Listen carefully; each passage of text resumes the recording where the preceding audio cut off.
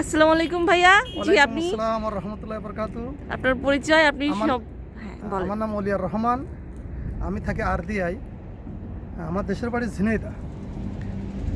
আমরা বর্তমান যে নির্বাচনী সময়, যে ভোটের যে একটা সময় এসেছে, আমি অনেক লোকের ব্যালট সংগ্রহ করে দিচ্ছি।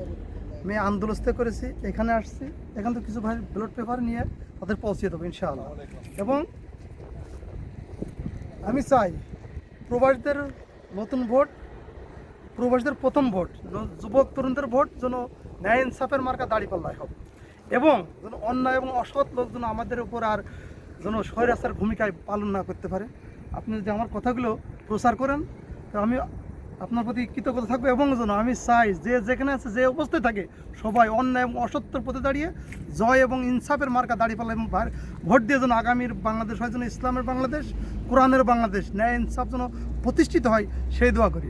আমার এই সাক্ষাৎটা যদি প্রচার করেন, জাযাকাল্লাহু খাইর। ইনশাআল্লাহ জিতবে এবার দাঁড়িপাল্লা।